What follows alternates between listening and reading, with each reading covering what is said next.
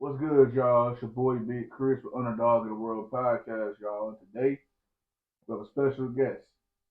We have Dujuan Thomas. You might know him from around Paducah. You might know him. He ran for mayor. Also ran for city commissioner. So we got a lot to talk about today, man. So let's get to it. Hey man, thank you for coming on the podcast, bro. I appreciate you, bro, for real. Definitely, I appreciate the opportunity. You know, all right, so we're gonna do it. We'll get a little background on you, man. Yeah. So where are you from here in Paducah? Oh yeah, born and raised Born here and in raised? Paducah. Yeah, graduated from Paducah Tillman High School.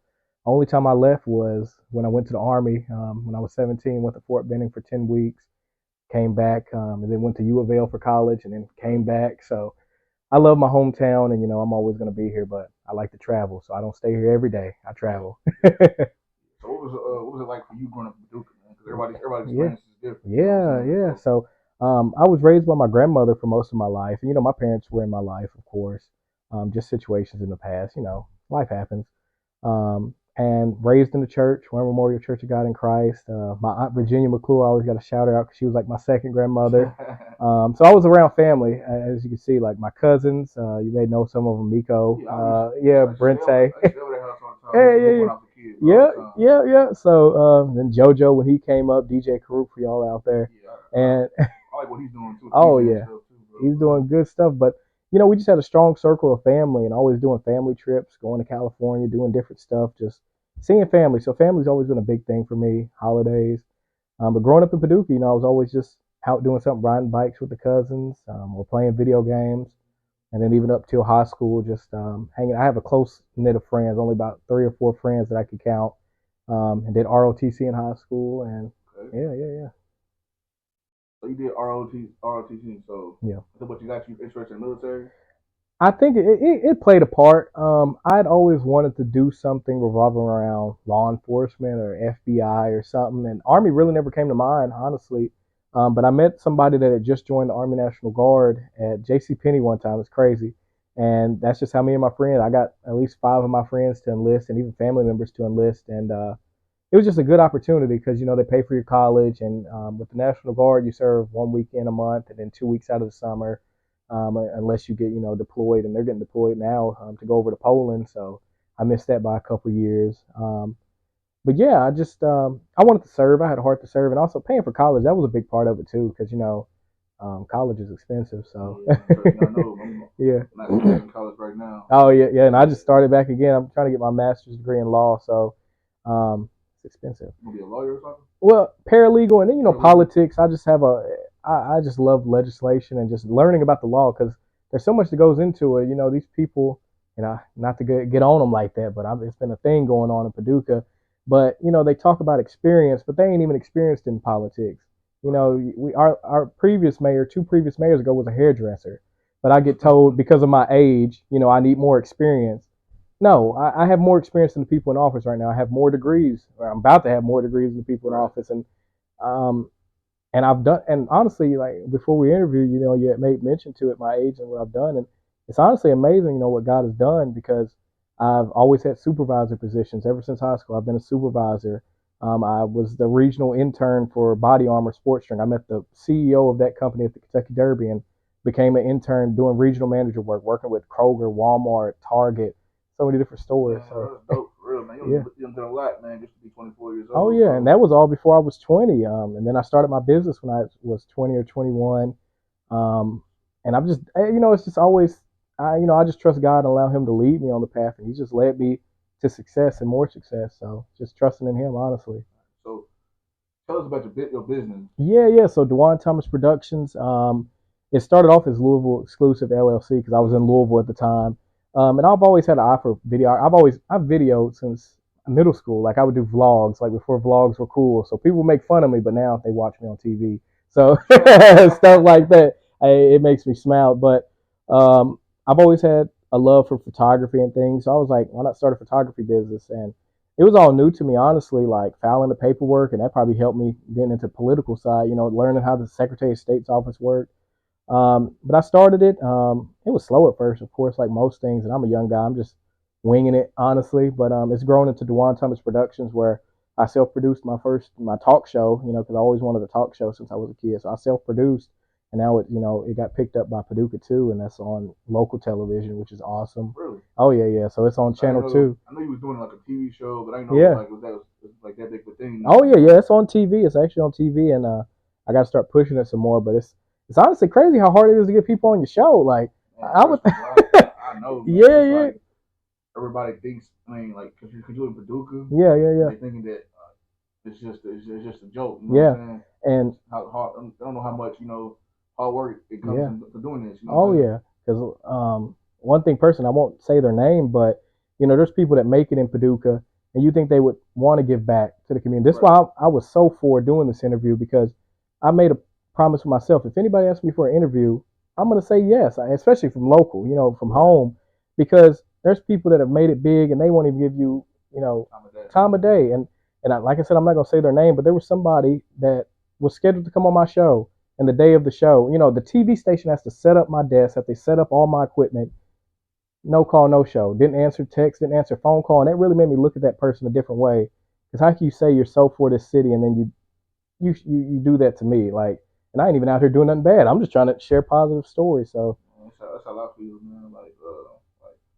Like I said, I'm just really just starting this, so I've had a lot of no's, but I've had a lot of yeses too. Yeah. So. And one thing about one thing, because I do celebrity interviews, and starting off, man, I went my first couple. Well, let me think. My first one was with my cousin Curtis Hamilton, and that was my first. It was so amateur, like it was. I had a little handy cam camera set up on the chair, and I've never put that out, but it was just the experience of doing it though. Yeah, I didn't even have a mic, and there was a party going on. We were at my cousin's house. They were all loud. I said, "Can y'all quiet down while we do it?" But and then from there, Jacqueline Carr, it was gospel singers. Yeah, Jacqueline Carr and J.J. Harrison. That was at a church. Somebody had got me connected with that, and that was my first one. And then LeVar Ball in Paducah. That was my first big one. Yeah. How many views did they do? Honestly, not for then. It was a lot, like a couple thousand. I think it's probably like 3,000 now. But then now that reels and shorts are a thing, like it's gotten up there. Yeah, it's gotten up there with those. But even then, like it was fun, it was exciting. But then I went to Lexington Comic Con in 2019, and that was my first time really being in this celebrity interview thing. I got press credentials. I was like so blown away that I got press credentials over people that I knew in Louisville. That there was a radio host that I knew, and we were friends on Facebook. He didn't even get credentials to this event, but little old me did. So how you get credentials to different events? Somebody wants to do that. Yes. What's the process on that? Yeah, so you just honestly, the event on their website, they'll usually have like a press section, and you just submit your information, your platform, and all that. It's fairly simple, honestly, and like with what you're doing, the more you do, the more credibility you build. It'll definitely be a good thing on there. So consistency is a big key. And back to the note, that's why I wanted the nose at that event at Lexington Comic Con. There was the guy that played oh man, what show was that? It was on Netflix. He was a superhero. Luke Cage. Okay. Yeah, I met him. He's a super nice guy, but I didn't realize some of these people can't interview because of contracts and if they're on TV and things like that. So I had about 10 people I wanted to interview at that event, and about 8 of them said I couldn't, and some of them just said no. And, that hurt. And I was like, wow, like it would have made me give up, but I'm glad I didn't, because the people that I didn't anticipate interviewing were some of my better interviews. Even like Dog the Bounty Hunter, that turned out to be one of my biggest. Yeah. It's crazy, man. I mean, it's really positive what you're doing, man, with the interviews, man. Like when I started doing them, I went back and watched some of your stuff. I was like, it gave me motivation to do it myself. Oh, that's awesome. And that's what I love. Like people, ever since I started, even when I was, my videos weren't even doing that well, people would say like it inspired them, and that was what really kept me going. I'm like, the fact that these videos reach people and they enjoy it, and it motivates them. That's awesome. And really, the main reason I wanted to do celebrity interviews was because at a young age I wanted to have mentors in different fields. And I was like, why not do these interviews? These people are successful. They obviously are, and why not? I'm not a selfish person, so I wanted to get these interviews to share with the world. Like it shouldn't just be for me; it should be for everybody. So my main 2 questions I always ask is start off what inspires you to get into that field, just to see what inspired them, and then I end it with what advice they can give for people that want to get into their field. So it's always about just inspiring and motivating others. Got you. So the first interview you did, you say somebody connected you to that first interview? Yeah. So my first one with the gospel singers, it was I'm not gonna so bad at names. I know these folks, so I can't call his name, but he's a radio host in Louisville, a gospel radio host, and he's just super connected with all this stuff. And he told me they were going to be there, and he had confirmed me with JJ because they were doing some pastor anniversary at a church up there in Louisville, Yeah. and I didn't even know Jacqueline Carr at the time, so her dad, I didn't know it was her dad, but he was talking to me. I was like, oh, who is she? And she's like, he was, hyping her up as a dad should. And I was like, oh, you think I can interview with her? And he was like, yeah, come on, I get you. So, honestly, I give all credit to God because he's always just put me in the right place at the right time every time. So that's why when I get no's or, something doesn't work out, I'm like, it wasn't meant for me. And then usually a bigger door opens. So, I'm putting this out there. What Trump wasn't going to, I'm going to talk right now with Quentin Aaron, the guy to play play Michael Ward in Blindside. Oh yeah. I mean, I don't know if it's gonna how far it's gonna go. Mm-hmm. I don't know what they charge, nothing like that. But that's something I'm working on. Hopefully, I don't know how expensive everybody is. But I'm gonna try to get them on here, on podcast, and I see what interview came, man. And that was one of the ones that I hoped for. That was in 2019. And he was nice. And also I've learned that because I've done so many more WWE interviews, I just haven't released them. I love wrestling growing up, and he was so nice. And I was surprised, but he's a politician too. So he had just become mayor around that time, so he was kind of in that political mode. So I kind of see why he was so open to it, But he was nice, and he was cool. They charge you? No. So with the press at those events, people pay to go. Like that was like a Comic-Con or convention or something. So they already paid to get there and stuff like that. But I was just in Indianapolis this Saturday, and there were some wrestlers, up there. And, I don't pay to do interviews, especially at these things. The only interview I paid for was Dorinda Clark Cole, and I didn't mind too because that was awesome for my TV show. But yeah, they were trying to charge me something. I'm like, at this point, my show will help you more than you will help my show, so I ain't about to pay you, but it's cool to meet you. So. So you are being, so you don't, that's your job pretty much. I mean, it's just passive because, I finally hit 1,000 subscribers on YouTube in around 2019, 2020. So I just get monetization from that, which honestly isn't a lot. I heard that it's decent. Yeah. But I heard you have to have multiple. Oh yeah. Million view videos. Oh yeah. Money off of. Yeah. And with the reels and shorts, they don't pay that much either because one of mine, I think one of my reels, I don't know, it has 40, 50,000. It's only giving me pennies. But the videos pay a lot more. So with Dog the Bounty Hunter, it paid probably 100 or something. It wasn't a lot, but it's a lot. It's something. Yeah. Yeah. But Instagram and Facebook, now that's where the money is, and I was surprised by that. That's why I started doing more reels on Instagram because, and I don't know if it's because I had a following at that point. I don't know if they just do it for anybody, but I'm a part of their program, and I did one with Rikishi. I posted his interview and he reshared it because a lot of these people, they follow me back, and when I meet them, and we make good connections there, and that's what helped me too because when you go to my Instagram, if they're friends with these people, they will see these people follow me, so they're like, okay, he's cool. Yeah, I gotta follow you on Instagram. Yeah, you gotta get you back too. Yeah, but that one, where Rikishi, it got, I don't know, 20, 40, 20, 30. I don't know how many it was. It was close to 20,000, but that was like $40. Rikishi, though. Yeah, wrestler. Yeah. I misunderstood what you said at first. Oh yeah, Rikishi. Yeah. Yeah, booty man. Yeah, basically, yeah. But I was surprised by that. I don't know how, I don't want to misquote it, but I got about $40 or $50, and it was only 20,000 views on Instagram. I'm like, now that's where the money's at. Yeah, somehow I put them on Yeah, Instagram. and the consistency is the biggest part. Instagram is just now started to go a little bit. I was stuck on 600 for ever. Mm-hmm. I just reached 700 followers on that. Yeah, and that's why promoting my I did a ad out for sponsors. Mm-hmm. Got my first sponsor. Oh, awesome. Marty Grubbs. Oh yeah, cool. So that's awesome. So he's my first sponsor. So I put it on there, to see if anybody else would, want to maybe sponsor a video. Yeah. So and then people started liking my post and following me and stuff. So it got me out there on Instagram because I was just doing it on Facebook. Yeah. My YouTube's growing. Yeah. I'm at 51 followers right now. Awesome. So at the beginning when I first started, I had 10. Yeah. From the last time I tried to do this. So, and it just takes that one video to blow up because mine was that Dog the Bounty Hunter. and it was strategic because unfortunately his wife had passed away. Yeah. And I posted that video a couple days later because I was planning on posting it, but I was like, I probably should get it out now, and not to, it wasn't about his wife or anything. It was his interview, and that's what blew it up because people were searching Dog the Bounty Hunter, and it just takes that one, and that's what got me over my. I think that got me up from like 100 to 800 to 1,000. Yeah, So shorts or and shorts really do it. Like I get followers.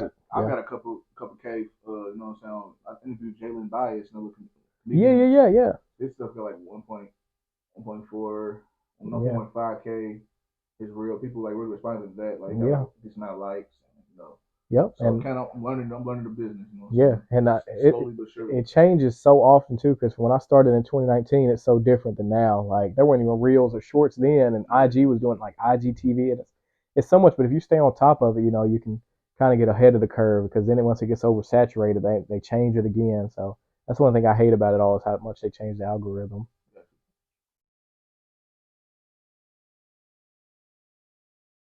Okay, so sponsorship. Yeah. So how did you get your sponsor? Yeah, so when I did season 1 of Dujuan Thomas Live, I just made up a document, had what my show was about, what I wanted to be about, and I had sponsorship packages. And it's for anybody watching, even yourself, how do you get money locally? And I just took those out to local businesses like Red's Donut Shop. They were a major sponsor. And of course, my cousin Michelle, Signature Styles, the Dairyette Plus out in Lone Oak. And I just went out to all these places and, had $50 sponsorships, $100, and even Oscar Cross Boys and Girls Club.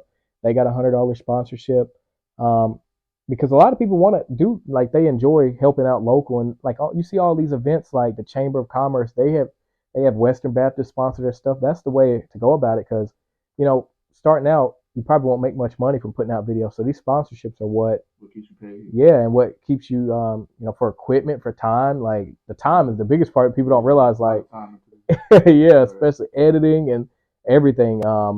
It takes a lot of time, and these sponsorships that helped me out with season 1 because I probably got over $500 or so, which still I put more hours than $500 into it. I even had staff. My friend Jalen, he helped film it too, and I paid him for his help.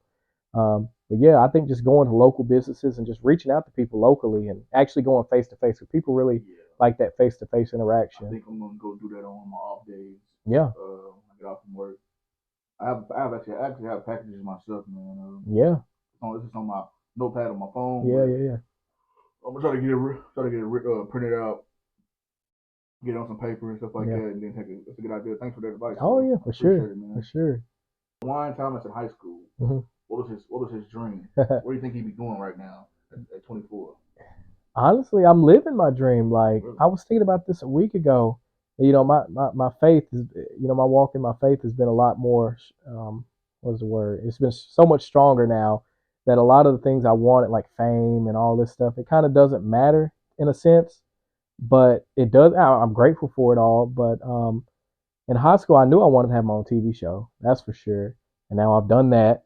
I always knew that I wanted to make a difference, be somebody that was remembered for what I'm doing. And I think I'm on the path of that, especially with politics and speaking out on the issues our city is facing with this David Guest stuff and this racism and all this mess going on in Paducah. So speaking of the David Guest situation, when them text messages came out, how did that make you feel? What was the first thing you thought when? And so it's funny. It was around 3:00 that day, because I think it was a Monday or something.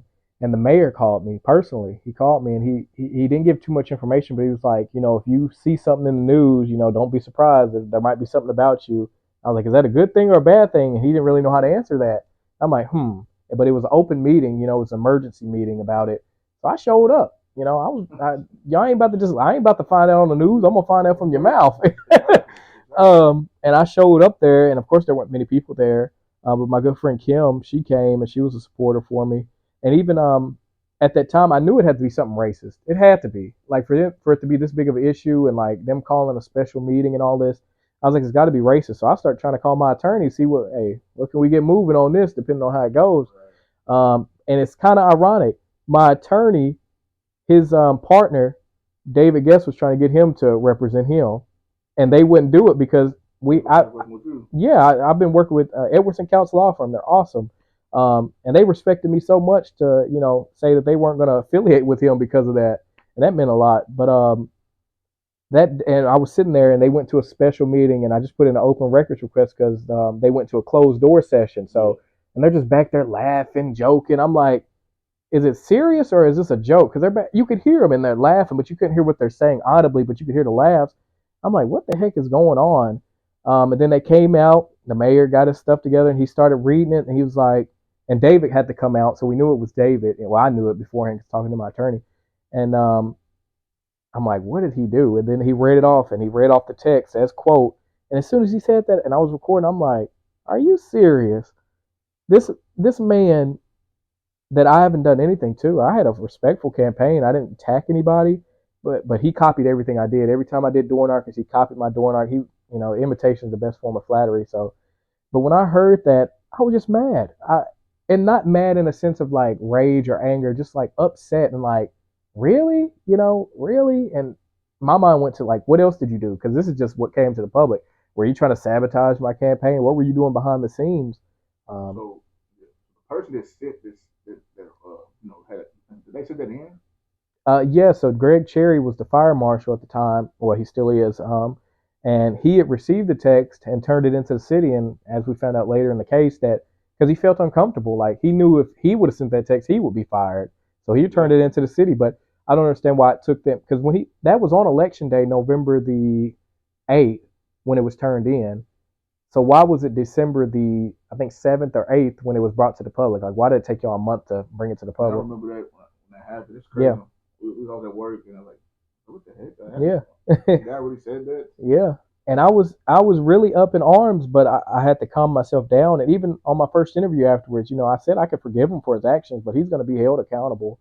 Like, words don't hurt me. It was disheartening, like, to hear that, because I'm just some 24-year-old guy trying to make a difference. And this is how you feel. You feel so attacked by me speaking about the right things, calling out the right things, and holding the city accountable. You was a threat. Yeah, I'm young black male. Yeah, and it's a threat to some people. Yeah, and my biggest threat, somebody was telling me this, is because I don't need them. Like, some people may need their handouts, may need the mayor to do this, may need this official to do that. I don't need y'all. I got the people behind me, and that's all that matters when it comes to that ballot. And of course, I missed the election by about only 500 votes. I had 2,447 votes, I believe, and all I needed was 500 more. And I knew what I need to do next time, but people are still learning about me. And I think David Hurt, he basically shot himself in the foot now, because there was more Caucasian people that spoke up against him than there was blacks that spoke up against him, and that really blew me away. So and at the end of the day, it's not a white or black thing; it's a heart thing, and his heart is not in the right place, and he doesn't need to be in that seat. So he was so, you know what I'm saying, he was so threatened by you, man. Yeah. I think I'm gonna quote what he said. I think what he said. I'm wrong with that. Why did he keep a black man down? Yeah. Ain't that what he said? Yeah. Why do he asked, do you have Dujuan under control? They didn't even spell my name right. Why did he keeping a black man down? Yeah. Okay.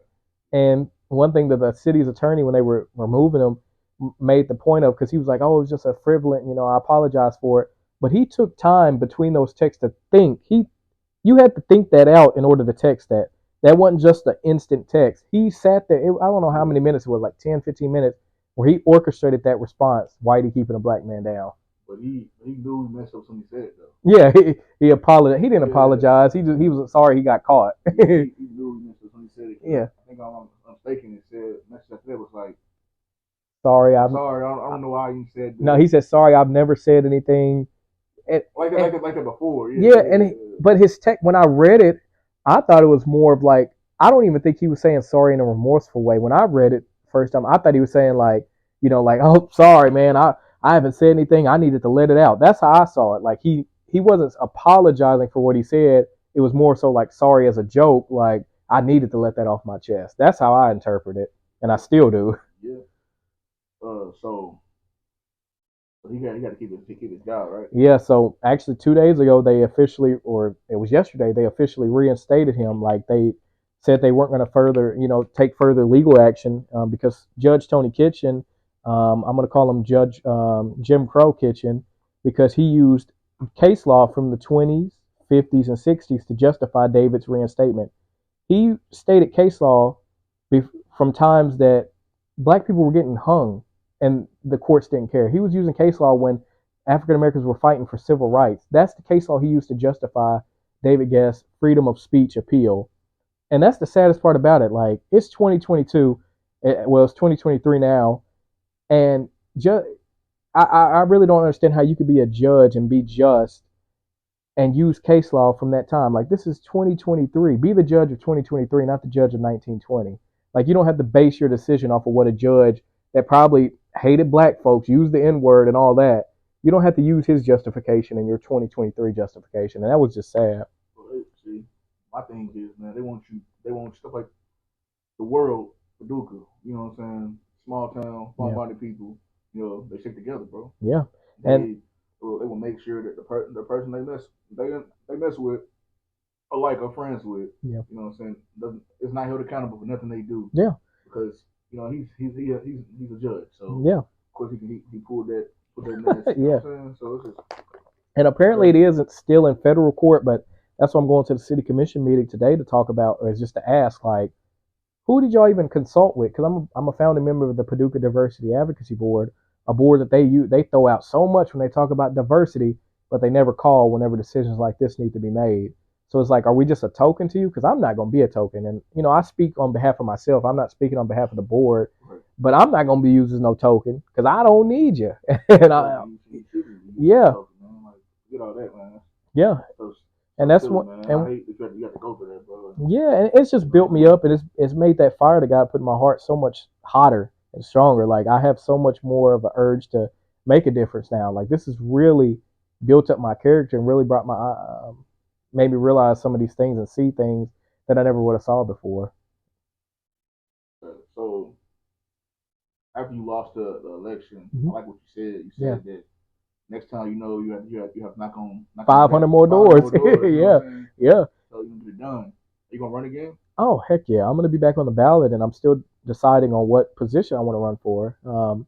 Because this lack of transparency in our government, I may run for mayor again. I don't know. But I promised George Bray when he won the election, I talked to him. I was like, I won't run against you if I think you're doing a good job and if you're actually making progress for Paducah. But, if that ain't the case, then we need somebody else in there. So I may do that. But my heart has been set on city commission, just to start off, because the mayor and the commission both have the same, it's all the same power. The mayor just has a little bit more work, but they all have the equal power, and I just want to be in a position where I can aid the city, and as a city commissioner, especially now because I'm studying law, I'm getting my master's in law, and I'll have that by March of next year. So before the election, I just want to be an asset because none of them have degrees in law. None of them have any knowledge of law, to my knowledge. They're business people, and Reverend is, he's a pastor, and that's a leadership. That's more of leadership than some, honestly. But yeah, I just want to be an asset to the city and whatever role that is, because I know that city commission and mayor, that's just the stepping stone. I want to go to legislation. I want to go to state representative, state senate, and then U.S. House and U.S. Senate. So, You gonna go? oh yeah, I got bigger plans. Oh yeah, yeah. And if I was able to, but I hate you got to be, I think it's 30 to run for governor because the governor election is coming up and it's an off-season election. So I could have ran for governor, and of course I don't have enough money there. You need millions to win that election, but You gotta have some either a lot of connections. oh yeah, but Okay. but it just would have been nice to have that platform to speak up about things in Kentucky. Just that's the biggest part I love about this. These debates, even when I ran for mayor, being on TV almost every week, WPSD, just speaking up about things like it's funny, and I it isn't even about me, and I'm just glad it happens. But a lot of things I spoke on are things that are getting worked on now, like the South Side. And if you want to do another clip on that, or good, okay. The South Side, that building that was sitting there, the old residential care building. I was the only person that spoke up about that when I ran for mayor and city commission. I made videos there, and nothing was done until I made the video for city commission, and then all of a sudden, a couple months later, it gets tore down. It's like they wanted to do everything I spoke of so they could take it away from me, but you're doing what I wanted. I'm speaking about these things and you're getting them done. Right. So that shows people, you can see how much I do outside of office. Just imagine what I could do when I'm in office. And that's what I realized. So, yeah, they're helping me and they don't even realize it. So, Dujuan, what what made you? What was okay? What was the process for running for mayor? How did you go about wanting to run? What was the steps to do Yes. that? So it's crazy how it all happened because I was living in Louisville at the time, and then COVID happened. So I was here for spring break, and then just got stuck here. And I knew the mayor election was going on, and I'm like, why can't I run? I started planning. I planned it months before I announced it.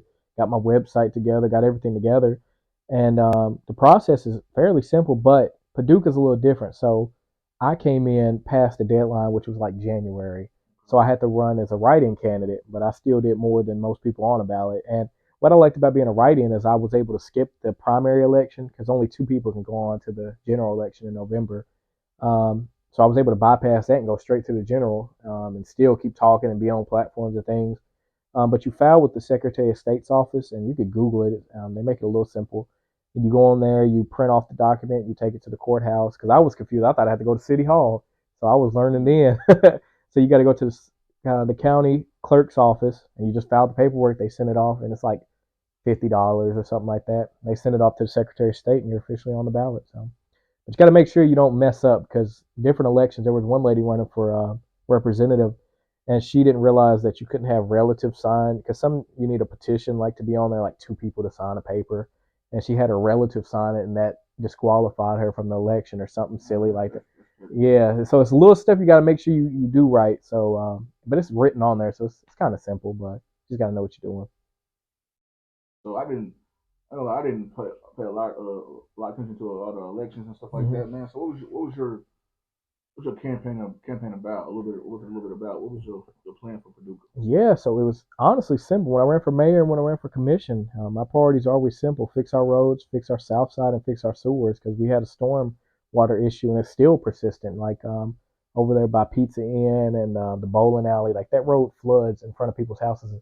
And when I ran for commission, I did door knocking and I met so many people that complained about their backyards flooding right there on Jefferson Street and things like that, and just going through the south side and seeing. But now some of the stuff I spoke on has been fixed, like the roads have been fixed, the sidewalks have been fixed. So it's like they're trying to take away my campaign priorities, which I love again. But just those simple things and just common sense things, like it was all common sense, like the building on the south side, getting that tore down. But there's several more buildings that need attention as well. And then also with the stormwater, I thought of a simple solution: hydroelectricity reservoirs. So if we have a flooding issue, why not use that issue as a solution? So the water would, I'm not an engineer, so I don't know how it works, but I know other places have done it. Use that stormwater to generate electricity, and then also solar panels. I wanted to get into renewable energy infrastructure in the city, like getting solar panels for city buildings just to start to see if that helps reduce costs or things like that. Just simple stuff. And then also making our local government more transparent, so allowing people to actually speak up about things. But now they've done that as well, so they allow public comments. But still, just because they allow it doesn't mean they got to speak on it. Like they can reserve the right to answer questions or things like that, which I think is ignorant. Because why open up public comments, but then you won't answer the questions? It's always like they're running away from something, and that's one thing I want to change for sure. Um, and then lastly, I know I wanted to do stuff for the homeless because there's been a rise in homelessness in Paducah. Yeah, and my nonprofit Hands of Hope, we actually do a lot. We've housed homeless people that especially during the winter time, we've given them hotels and people to help get back on their feet, provided food and beanies and socks and hand warmers. So just finding out and like using programs like maybe partnering with WKCTC to enact financial literacy courses because money is a tool and people need to know how to use it. That's one thing they didn't teach us in school, and that's like my bigger picture thing when I run for state senate and state representative. Is getting that in schools. Like we need financial literacy, how to do banking, how to finance, how to budget, those simple things that they don't teach us. Like they just want you to get a credit card and run your debt up because that's like the cycle America likes to do, and I hate that. So that was something I wanted to do for the city, and finally mentorship programs, like getting our youth more involved, because there's more than just there's so much more in this world and possibilities. So getting them involved in the community and in politics and different things was a big thing for me. Okay, Dujuan. So I knew that you went to the National Guard, right? Oh yeah, What was it like leaving home for what, 10 weeks? yeah. It was a 10 little weeks. more, 12 weeks. He was 17. Right? He was I was 17. 17. That was my first time away from home. Like I said, I was raised by my grandmother, and that was my first time ever being away like by myself in a sense like that. Like stripped away. My hair was cut with a whole bunch of strangers, and we all became friends, at the end of it. But it was different. But I'm a very hardy person, I guess. So, like, I knew once I got there that it seems tougher than what it is, but it was tough, of course, physically demanding, but like the yelling, like the drill sergeants in your face, that didn't phase me. Like I grew up in a black household. I'm used to getting yelled at, so that didn't phase me. Yeah, right. But for some people, they wanted to quit, and I'm like, are y'all serious? Like, there's some fragile people out there, and the army ain't for everybody. But I made it by. And the physical part, like running, I've always hated running, so that was my weak point was running. But everything else, I enjoyed shooting. I enjoyed training, the leadership. Learning leadership and the army values was a big thing. And then after that, my unit was here in Paducah at the 2113th, and I served 1 week in a month. Came back from college every, whatever weekend we had to serve, and had my best friends there, so that made it easy. But to be honest, like, and I have a video on my YouTube where I talk about my army experience because I had a hectic end to my career, dealing with good old boys, racism, prejudice. It's even in the army, especially here, because there was only 6 or 7 minorities in that unit of 200 plus soldiers. So there was no minority leadership at all either. And that was one of my things. Whenever I got out of the army, I requested they add because there was a whole thing with our commander at the time, at first sergeant. Like they were trying, and it's how I came into politics. So even my sergeant then told me I need to be a politician because I speak up about things, and if something's not right, I'm going to be respectful about it because there's army. Like the AR-67-1, that's the Army regulation of what you can and can't do and what you can get disciplined for. So I was always within the bounds of that, and they didn't like that I used their same regulation against them. Like they expect, because they've been in for so many years. No, if you're a bad leader, you're a bad leader. If you're doing wrong, you're doing wrong. It doesn't matter who you are. And they were doing some wrong stuff and allowing, some Caucasian individual. Because the big thing for me, and before I get into the big part, every weekend we would just do our trucks, maintenance our trucks, sit around, go to, not Benning, but golly, I can't even call the name, Wiffertech. That's what we called it, Wiffertech. But there's a base here in Kentucky. We would go to do like our FTX, which is like camping out and doing our shooting and everything like that. So that was all fun. And like I said, spending time with my friends was fun. And one of my major things was when we went up to North Carolina, South Carolina, driving our semis, and I was the lead truck that time. I had the commander in the car, or the second lieutenant with me, and we were leading the whole convoy. And we picked up I think it was like 100,000 pounds of decommissioned explosives, and we took that all the way down to Oklahoma, like driving through Atlanta and all these big cities. It was so fun, and people wouldn't even know that we got bombs on the back of our truck. So that was one of my biggest things. I was 19 at the time or so, so I'm driving 100,000 pounds on a semi because I was 80. I should have said I'm 88 Mike, so motor transportation operator and logistics. So that was what we did. We're getting to the end of it. If you want me to go into that, that's where the biggest thing came up. Like I had an internship in California that I was going to go to, but it kind of interrupted our summer drills. But they have expectations because the drill is just drill. It's no different than anything else, and I don't know why y'all would complain about not having to pay me. So I put in my request. I'd done everything right, and that's what it was. I also had a concussion. No, that's the biggest part. It wasn't even about the internship. I had a concussion before that drill, like the day before. I had hit my head real bad and was in the hospital, and the doctor had put me on brain rest. Like I needed to chill out for a week or two. And they didn't like that. Like they still made me. I told them what had happened. I gave them all the doctors because in the Army National Guard, civilian doctors notes count. In the regular full time Army, you got to go to an Army doctor and things. But we don't have that in the Guard because we're just reserves or whatnot. And they wouldn't accept that. Like they kept trying to beat around the bush, make me do physical activities and stuff, and just crazy stuff. And when I called them out about it, they got mad and were trying to. I don't even. It was just crazy. In my video, I went more in detail because it's been some years now. That was in 2019, I think it was 2019. And so at the end of it, though, they had forced me, and that's the thing. It was scary, honestly. It was a scary experience being the minority, and they used a sergeant that I trusted. He was an older guy, and I looked up to him and trusted him, and they used him to get me to go to the base, that Wiffertech I was talking about, to get seen by an Army doctor. And I was there. It was the same thing. I needed brain rest, and they were going to try to hold me there. I had no change of clothes, no toothbrush, no toothpaste. I just came there with the uniform I had on. They were going to try to keep me there for the 2 weeks of brain rest I was supposed to be on.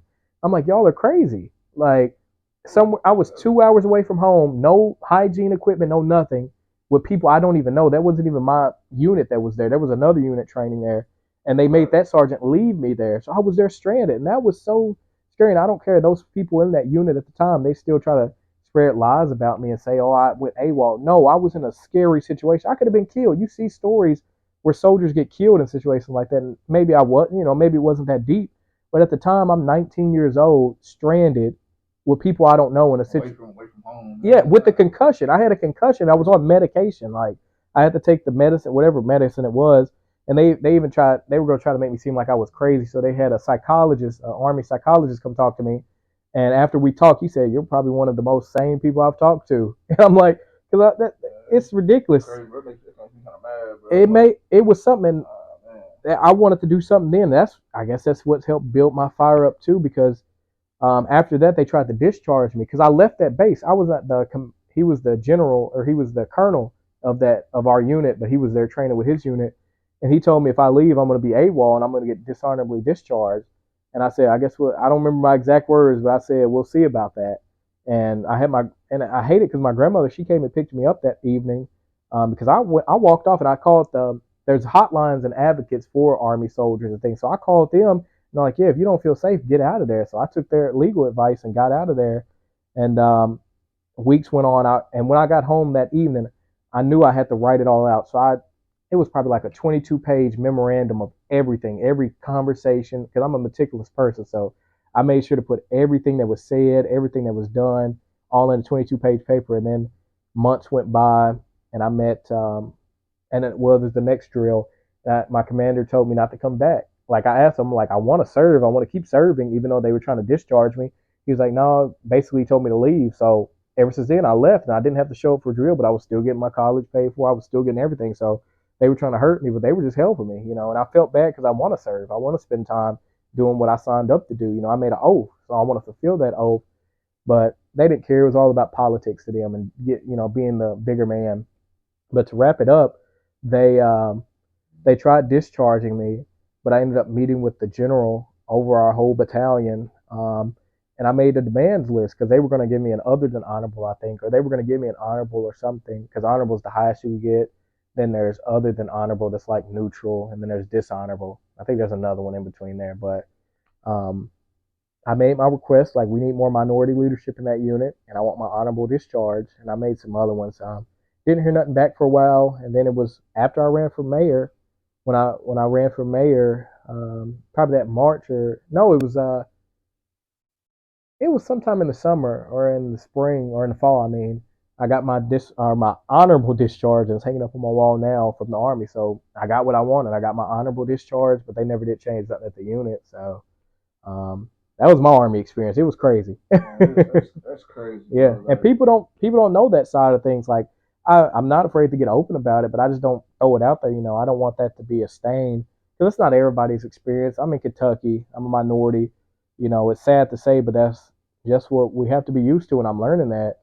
That's why I made this podcast, bro, because that's just a minority African American. We're underdogs of the world, bro. Yeah. Like we have, you know what I'm saying? We have fought for many, many, many, many, many years, you know what I'm saying, for equal rights, man. Yeah. Until to the day, in 2023, man, we still have doing the same thing. Yeah. And just wondering when something's gonna change, bro. Yeah. I'm different breed, man. I get angry about stuff like that, bro. Yeah. I don't know. It just makes me hot, bro. Yeah. Like I get angry about stuff like that. I get angry about racism. Yeah. I'm learning to use my mind instead of my fists. You feel Yeah. me? And that's what I've had to do, especially with this David Guest stuff. Like when that judge said, I told, I'm not afraid to say it either. I told Reverend Henderson, like, or somebody else, I told, when that judge granted his appeal temporarily and allowed him back in his seat, I looked at David. I could have hit that man. I could have physically put my fist on that man, and he wouldn't have got up after that. But I'm like, that's not the right thing. That's not the right way to think, because that would just hurt me. That would hurt my image. All right, they would have locked me up through the key.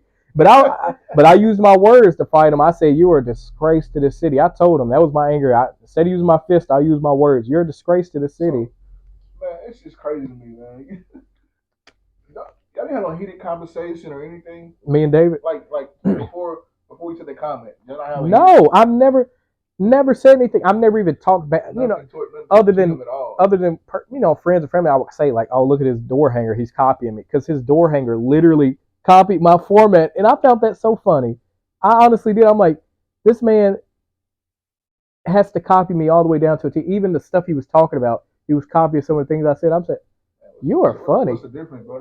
They've been stealing stuff for years. Honestly, centuries, man. Yes, even with inventions and things that African Americans have created. Like I didn't know a lot of the stuff. Like bro, I went to the 2015. I think it was 2015. I'm sure. I went to the racial taboo thing downtown. They had, man, and I learned so many things that black people, you know what I'm saying, made and everyday things. It's sad. It's sad that's where we're at in America. And I think a change is eventually gonna come when some of these folks die off with these ideologies because it's like stuff that's I don't think it's it's what they've been taught. A lot of the stuff is what they've been taught because there ain't gonna nobody as a kid grows up and thinks, oh, I hate black people or oh, I hate white people. It's taught. Bro, it's definitely taught. Bro. Yeah. It's like right now, so I'm married to what I'm saying, a white woman. Yeah. So like I got a nephew that's 1 year old. It's her nephew. Yeah. So like he loves me. You know what I'm saying? Yeah. 6 out, one of them sees me.